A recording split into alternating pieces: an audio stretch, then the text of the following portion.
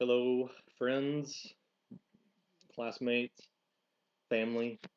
I wanted to share this book, A Course in Miracles, with you because it's about a spiritual journey with God and how it is about inner peace, loving your fellow man, forgiveness, and um, getting rid of the ego, which I believe is a lot of the problems that face the world today. Is that people are so involved in their egos and can't let go of them.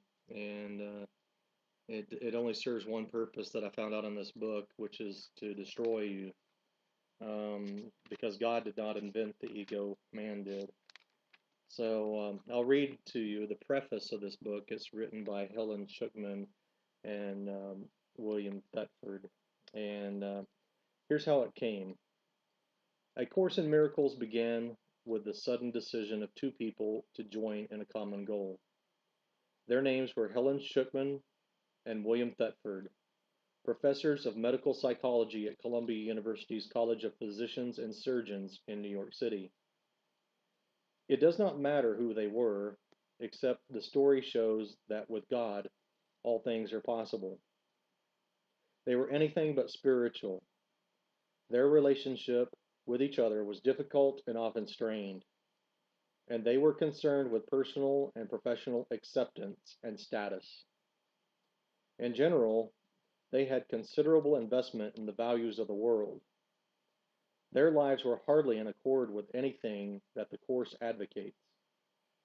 Helen, the one who received the material, describes herself psychologist, educator, conservative in theory, and atheistic in belief. I was working in a prestigious and highly academic setting, and then something happened that triggered a chain of events I could never have predicted. The head of my department unexpectedly announced that he was tired of the angry and aggressive feelings our attitudes reflected, and concluded that there must be another way. As if on cue, I agreed to help him find it. Apparently, this course is the other way. Although their intention was serious, they had great difficulty in starting out their joint venture. But they had given the Holy Spirit the little willingness that, as the Course itself was to emphasize again and again, insufficient to enable him to use any situation for his purpose and provide it with his power. To continue, Helen's first person account. 3 startling months preceded the actual writing, during which time Bill suggested that I write down the highly symbolic dreams and descriptions of the strange images that were coming to me. Although I had grown more accustomed to the unexpected by the time, I was still very surprised when I wrote, "This is a course in miracles."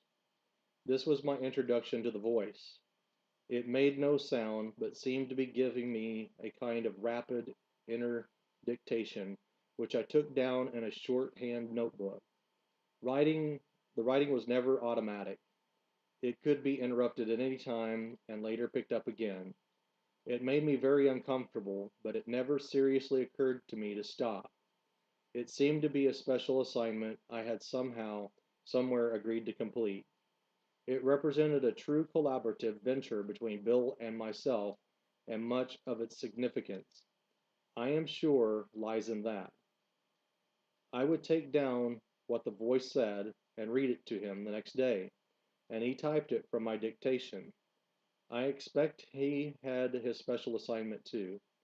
Without his encouragement and support, I would have never been able to fulfill mine. The whole process took about 7 years.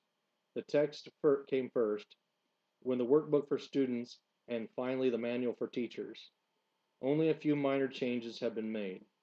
Chapter titles and subheadings have been inserted in the text, and some of the more personal references that occurred at the beginning have been omitted. Otherwise, the material is substantially unchanged. The names of the collaborators in the recording of the course do not appear on the cover because the course can and should stand on its own. It is not intended to become the basis for another cult. Its only purpose is to provide a way in which some people will be able to find their own internal teacher. What it is. As its title implies, the course is arranged throughout as a teaching device. It consists of 3 books, a 669-page text, 488-page workbook for students, and a 92-page manual for teachers. The order in which students choose to use the books and the ways in which they study them depend on their particular needs and preferences. The curriculum, the course purposes is carefully conceived and is explained step by step at both the theoretical and practical levels. It emphasizes application rather than theory, and experience rather than theology. It specifically states that a universal theology is impossible, but a universal experience is not only possible, but necessary. Although Christian in statement, a course deals with universal spiritual themes.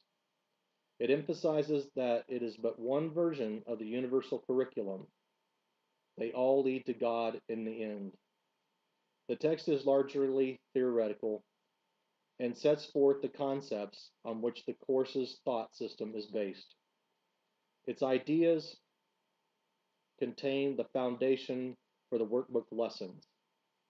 Without the practical application the workbook provides, the text would remain largely a series of abstractions, which would hardly suffice to bring about the thought reversal at which the course aims. The workbook includes 365 lessons, one for each day of the year. It is not necessary, however, to do the lessons at that tempo, and one might want to remain with a particularly appealing lesson for more than one day. The instructions urge only that not more than one lesson a day should be attempted. The practical nature of the workbook is underscored by the introduction to its lessons, which emphasizes experience through application rather than a prior commitment to a spiritual goal. Some of the ideas the workbook presents you will find hard to believe, and others may seem to be quite startling. This does not matter. You are merely asked to apply the ideas you are asked and directed to do. You are not asked to judge them at all. You are asked only to use them. It is their use that will give them meaning to you and will show you that they are true. Remember only this: you need not believe the ideas, you need not accept them, and you need not even welcome them. Some of them you may actively resist. None of this will matter or decrease their efficacy. But do not allow yourself to make exceptions in applying the ideas the workbook contains, and whatever your reaction to the ideas may be, use them. Nothing more than that is required. Finally, the Manual for Teachers is written in question and answer form, provides answers to some of the more likely questions a student might ask. It also includes a clarification of the number of the terms the course uses, explaining them within the theoretical framework of the text. The course makes no claim to finality, nor are the workbook lessons intended to bring the student's learning to completion. At the end, the reader is left in the hands of his or her own internal teacher, who will direct all subsequent learning as he sees fit. While the course is comprehensive in scope, truth cannot be limited to any finite form, as is clearly recognized in the statement at the end of the workbook. This course is a beginning, not an end. No more specific lessons are assigned. For there is no more need of them. Henceforth, hear but the voice of God. He will direct your efforts, telling you exactly what to do, how to direct your mind, and when to come to Him in silence, asking for His sure direction and His certain word. What it says?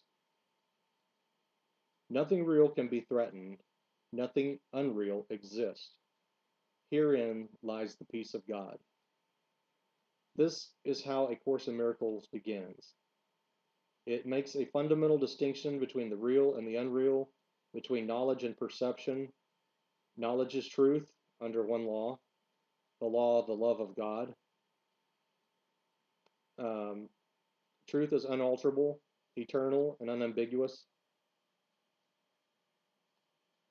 It can be unrecognized, but it cannot be changed. It applies to everything that God created, and only what He created is real. It is beyond learning because it is beyond time and process. It has no opposite, no beginning, and no end. It merely is. This is how A Course in Miracles begins.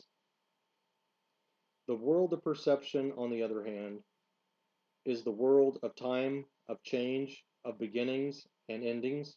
It is based on interpretation, not on facts. It is the world of birth and death, founded on the belief in scarcity, loss, separation, and death. It is learned rather than given, selective in its perceptual emphasis, unstable in its functioning, and inaccurate in its interpretations. From knowledge and perception, respectively, two distinct thought systems arise, which are opposite in every respect. In the realm of knowledge, no thoughts exist apart from God, because God and His creations share one will. The world of perception, however, is made by the belief in opposites and separate wills in perpetual conflict with each other and with God. What perception sees and hears appears to be real because it permits into awareness only what conforms to the wishes of the perceiver. This leads to a world of illusions, a world which needs constant defense, precisely because it is not real.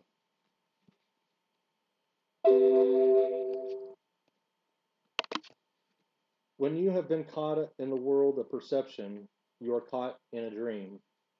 You cannot escape without help, because everything your senses show merely witnesses to the reality of the dream. God has provided the answer, and the only way out, the true helper. It is the function of His voice, His Holy Spirit, to meditate between the two worlds.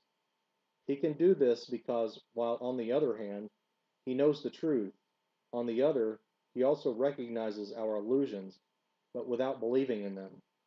It is the Holy Spirit's goal to help us escape from the dream world by teaching us how to reverse our thinking and unlearn from our mistakes.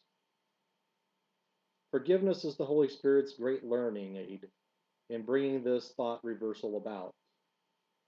However, the Course has its own definition of what forgiveness really is, just as it defines the world in its own way.